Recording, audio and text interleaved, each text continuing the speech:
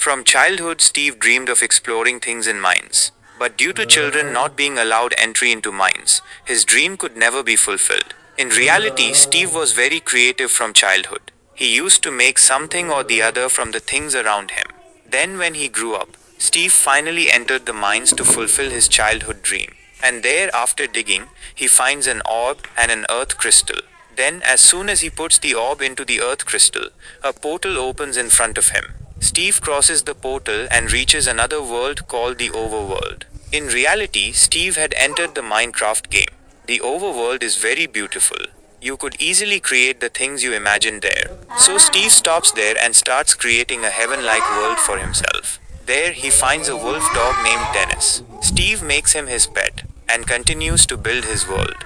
Dennis was dearer to Steve than his own life. Time passes like this, and one day, Dennis discovers a strange door in the middle of the forests. Reaching there, Steve opens a portal. And because of Dennis, he, Steve and Dennis are captured by a queen who takes the orb from them. In reality, she had long wanted to acquire the orb and destroy the overworld. So to save the overworld, Steve explains to Dennis that he now has to save the orb. Emerging from the overworld's portal, he comes straight to Steve's house on Earth, and as soon as he puts the orb under his bed, the orb and the crystals separate from each other, closing the overworld's portal.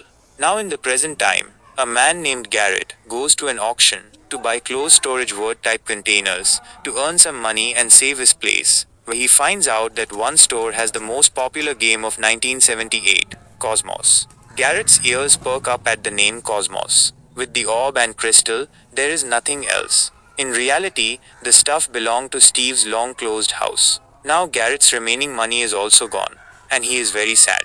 Then, he takes the orb and crystal in the Cosmos box, and quickly comes to Steve and Garrett's city. Henry is a very clever and creative boy. He always used to capture his imaginations in pictures. Reaching the city, they meet a real estate agent Don. In reality, Natalie's job is that in the first class, her art teacher asks all the children to draw a live orange and banana. All the children start drawing it, but Henry, driven by his imagination, makes a jetpack on the banana's back. His teacher tells him that he brings him outside to the ground to test it. But then, a mischievous child cuts a wire of the jetpack. As a result, his jetpack does fly, but he loses control and crashes into the people of a chips-making company, breaking it. Because of Henry's action, his vice principal, Merlin, asks Henry to call his guardian. So instead of calling his sister, Henry directly calls Garrett and tells him that if he comes to school as his uncle, he will give him 2,000 rupees. Garrett comes to pick him up without wasting time. Reaching the game store, Henry again calculates his jetpack. According to him, it was perfect, but he sadly throws his entire diary into the dustbin. Then, Henry's eyes fall on the orb and crystal. Out of curiosity, he puts the orb into the crystal. As soon as the two become one, the orb pulls Henry into the old mines there. On the other side, Natalie gets worried because Henry is not found at school and home. So Dawn tracks Henry's mobile from Natalie's mobile and finds out that he has gone to the old mines. And she herself comes to the mines with Natalie. Now, as soon as the four of them meet there, the portal there pulls all of them into the overworld with the orb.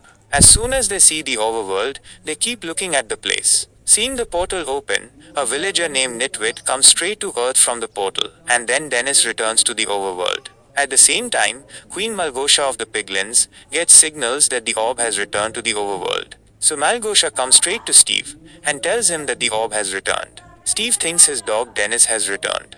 Then, she makes a deal with him that if he brings her the orb, she will spare his dog's life. How can it be made? So he builds a fort by making a wooden wall around Natalie, Dawn, and himself to avoid those monsters, but the orb and crystal are left outside. At the same time, Garrett saves his life by dropping all four of them from the fort, killing them.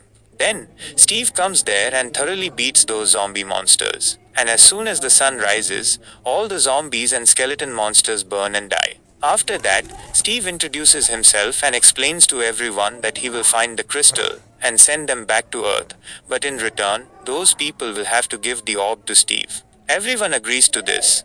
Then, to fight the dangers on the way, Steve first makes weapons to teleport, but Garrett ignores his advice and throws it behind him. Then, Garrett himself teleports back. As soon as this happens, Garrett,